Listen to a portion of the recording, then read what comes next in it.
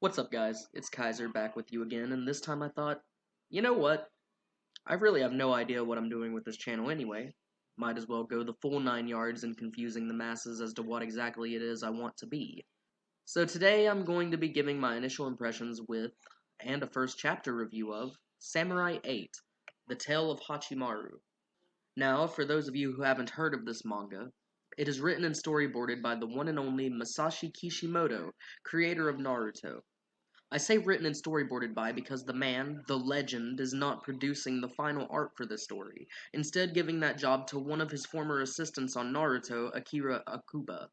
I probably butchered that name. Anyway, where Naruto and Boruto fall into the categories of fantasy-inspired and, well, ninjas who aren't really anything like real-life ninja were, this series is sci-fi inspired and, well, it pretty much does the same thing but with samurai. But I feel there is a magnificent world being built here, and it seems a shame it is only currently planned for a 10-volume run.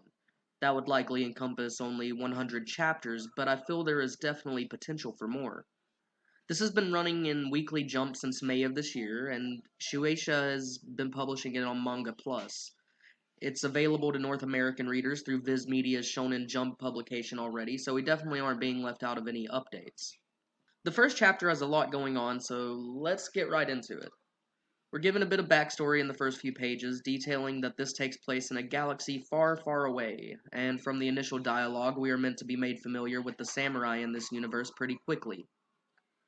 To summarize, a samurai's duty is to protect the galaxy, and the unknown speaker says it is their duty to keep guard against their enemies, whoever that may be. They give orders to another unknown, but one we will be introduced to later in the chapter, that they must retrieve an artifact known as Pandora's Box. This box was created by a war god named Akala, and within it is sealed what they refer to as a way to save all planets.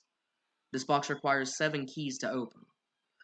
The one accepting this duty seems to be within a body that they are uncomfortable with, but their master only tells them that there must be a reason for them ending up like this.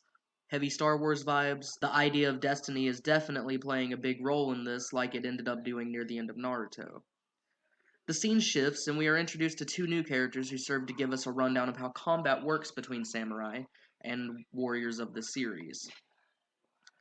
They have some sort of combat pets, it seems, made up of an unknown energy or technology, which serve to gift the samurai their armor and weapons throughout the course of battle. But just as abruptly as we're met with who we would assume is the protagonist of this manga as he retrieves the first key to Pandora's box, we cut to a far different scene.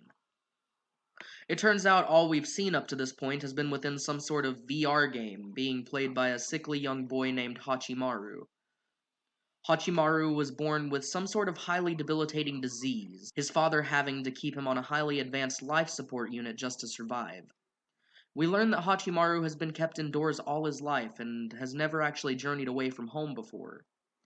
He has a robotic dog with a malfunctioning vocal system that causes it to make cat noises. His dad works a lot trying to construct a method for Hachimaru to finally leave the house. Pretty simple origin story for our hero. While Hachimaru's dad is out trying to get a crucial part for the portable life support system, Hachimaru plays fetch with his dog cat, who ends up bringing back what appears to be a giant Daruma doll instead of the ball he threw. We find out that Hachimaru's dad is doing business with some not-so-nice guys in order to get the parts he needs, and through this rogue samurai, we learn that to become a samurai requires a sort of ritual suicide. Once completed, the samurai is gifted a new mechanical body by Akala, one which will not die until their soul is destroyed. A samurai's powers and even their swords seem to derive from the soul, and we find out exactly what the keys necessary to open Pandora's box are. Instead of a spine, a samurai has a memory unit that serves as their spinal column, known as, you guessed it, their ki. But it isn't as simple as ritual suicide in becoming a samurai. Even if one were to complete this ritual, if they are dubbed unworthy by Akala, they will simply die. After this, rogue samurai learns that Hachimaru's father has access to a key that isn't a key, like a regular key, which will unseal a particularly powerful samurai sword. He takes the man hostage and begins heading toward the location after retrieving the information by hacking the old man's memories somehow. They don't really stop to explain how exactly he does this, but I guess we're just meant to assume that's normal here.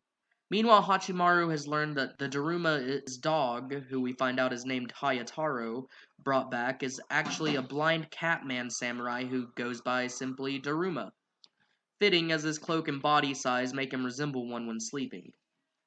After showing off a bit of swordplay in order to prove to Hachimaru that he is in fact a genuine samurai, the boy immediately requests that he be his master and teach him his ways.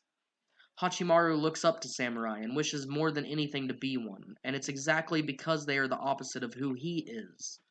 Where Hachimaru lives a life of solitude trapped in his father's home, samurai are able to live freely and protect innocence. Daruma takes a serious interest once he learns that Hachimaru is willing even to die to make his dream a reality. Just as Daruma attempts to make the child reconsider that, though, the rogue samurai crashes through the ceiling and combat between the two commences, Daruma showing off a technique he calls Vajrayaksha's Whirlwind, in order to parry the samurai's blow and gain distance between them. The battle seems at an impasse, however, as it is revealed to everyone that Hachimaru's father will die unless their demands are met. After crushing Hayataro with a single stomp, the rogue samurai makes a deal with Hachimaru. If he kills himself to relinquish the legendary vampire blade inside of him, on his honor he will have his men free the boy's dad. After a heartfelt moment between Hachimaru and his father, in which the old man begs the boy not to sacrifice himself for his sake, his son does so anyway. Committing ritual suicide, the rogue samurai retrieves the blade hidden within him, but not before, to the shock of everyone, Hachimaru was deemed worthy by the warrior god to be a samurai.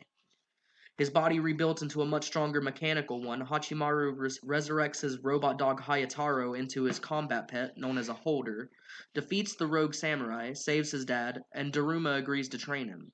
It's not exactly the most original start to a series in terms of method, but the unique world and flavor to how samurai's abilities function within it are more than enough to keep a reader interested. I know that after this I'm definitely going to be continuing to read the series, and I hope you guys do too. There are currently 6 chapters out, so I've not even scratched the surface of Samurai 8. In my next review, I'll refrain from running through every detail and just hit the most important topics, but I do hope this rundown of events will help any of you undecided on even starting this series with a clear idea on whether you believe it's worth your time or not. Have you already started on Samurai 8? If so, tell me what you thought of Chapter 1 in the comments below, but please try not to spoil anything for me. Until next time, this is Kaiser, signing out. Peace.